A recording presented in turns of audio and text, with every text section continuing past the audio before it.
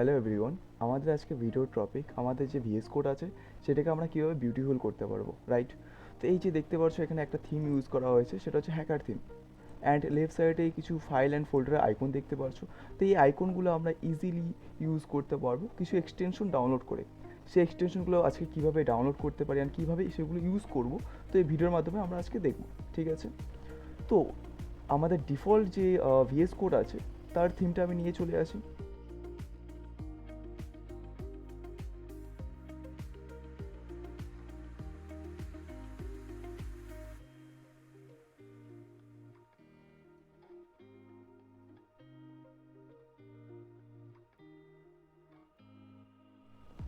ওকে, এটা আমাদের ডিফল্টের ভিএস কোডের থিম, রাইট? অ্যান্ড এখানে তো ফাইলে আইকন শো করছে, কারণ আমি ইউজ করেছি, অলরেডি ইনস্টল করা আছে, তার জন্য আমার এখানে শো করছে। তো তোমাদের এখানে এটা শো করবে না, এই ফাইলের আইকনগুলো ডিফল্টে। অ্যান্ড কোডের ডিফল্ট থিমটাও তোমরা দেখতে পাচ্ছ, আমাদের ভিএস কোডের থিমটা ডিফল্ট থিম এটা। তো আমরা কি করবো এখন, ফার্স্টে কিছু একটা থিম ডাউনলোড করবো। ফার্স্টে থিম কীভাবে আমরা চেঞ্জ করতে পারি আমাদের ভিএস কোডে, সেটা দেখবো আমরা। তো সেটার জন্য সিম্পল কি করবে, এখানে দেখতে পাচ্ছ একদম লেফট সাইডে এখানে এক্সটেনশন নামে একটা অপশন আছে, যেখান থেকে আমরা ফাইল ক্রিয়েট করতে পারি, সার্চ করতে পারি, কোনো টেক্সটকে রিপ্লেস করতে পারি। তো সেটা সবার নিচে এক্সটেনশন নামে একটা অপশন আছে, তো সেখানে জাস্ট ওয়ান ক্লিক করবে। ক্লিক করার সাথে সাথে একটা এখানে পপ আপ চলে আসবে। তো সেখানে কি করবে, পপ আপ বলতে সাইড মেনু আমরা এটাকে বলতে পারি। তো সেখানে একটা এক্সটেনশন সার্চ করবে, লাইক কি করতে পারি আমরা, ডার্ক থিম। কি লিখবো, ডার্ক থিম। তো ডার্ক থিম নামে আমরা সার্চ করলাম। তো ডার্ক থিম সার্চ করার সাথে সাথে এখানে অনেক অপশন শো করছে যে কোন ডার্ক থিমটা তোমরা ইনস্টল করতে চাও। তো এবার আমি এক্সাম্পল আমি ওয়ান ডার্ক প্রোটাকে আমি ইনস্টল করতে চাই। তো ওয়ান ডার্ক প্রোকে আমি জাস্ট ক্লিক করবো একবার। তো ক্লিক করার পর এখানে একটা ইন্টারফেস দেখতে পাচ্ছি। তো এখানে সিম্পল লেখা আছে ইনস্টল। তো এটাকে আমি জাস্ট ইনস্টল করবো, বেশি একটা টাইম লাগবে না। ইনস্টল করার পর এবার দেখতে পাচ্ছ অটোমেটিক চেঞ্জ হয়ে গিয়েছে। তো এবার বলছি এখান থেকে কোন থিমটা তুমি চেঞ্জ করতে চাও। তো আপার অ্যান্ড ডাউন ম্যারো দিয়ে তুমি ইজিলি এটাকে সেট করতে পারবে, দেখতে পাচ্ছ ইজিলি আমি এটাকে সেট করতে পারছি। তো আমি এক্সাম্পল আমি এটাকে নিতে চাই, তো আমি জাস্ট একটাকে ইন্টার করে দিব।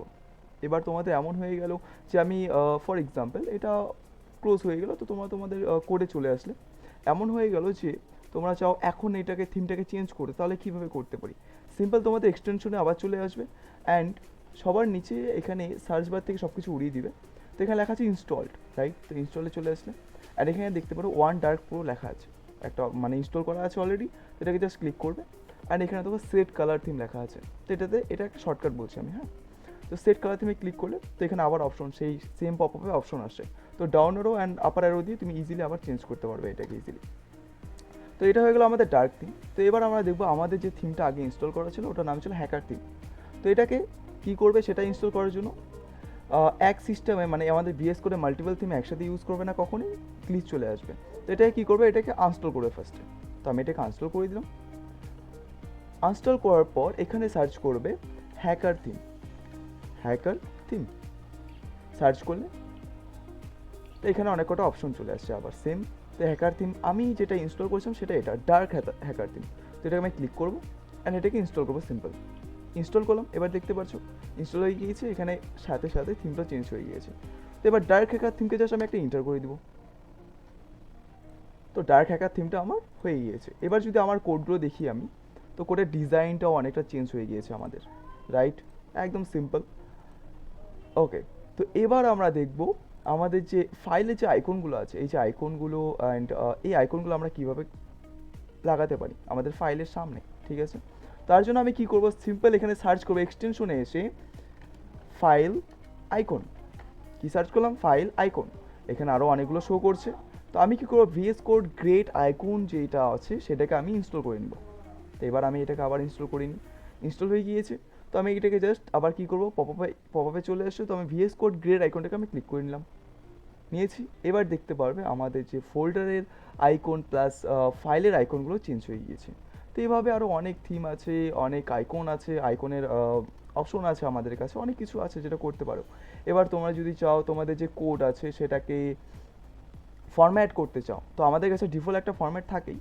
তো তাও চাও নতুন ফরম্যাট ইউজ করতে, পিএইচপির জন্য, জাভা স্ক্রিপ্টের জন্য, এইচটিএমএল এর জন্য, তো সিম্পল এখানে সার্চ করতে পারো তোমরা যে ফর এক্সাম্পল আমি জাভা স্ক্রিপ্টের ফরম্যাটার ইউজ করতে চাই। তো আমি সার্চ করবো জেএস ফরম্যাটার, জেএস ফরম্যাটার। তো এখানে অনেক অপশন চলে আসে, দেখতে পাচ্ছ একটা আছে প্রিটার, যেটা মোস্ট এটাকে ট্রেন্ডিংও বলতে পারো, খুবই ইউজ হয় এটা। তো এটা আমার অলরেডি ইনস্টল আছে, এটা খুব ভালো, এটা তোমরা ইউজ করতে পারো। দেন আমাদের কাছে স্নিপেট আছে, স্নিপেট তো সবাই জানোই আশা করি।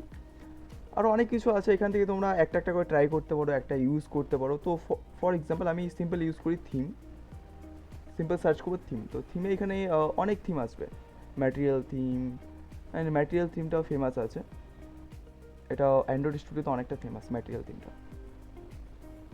তো এটা আইকন, ম্যাটেরিয়াল থিমের এটা আইকন।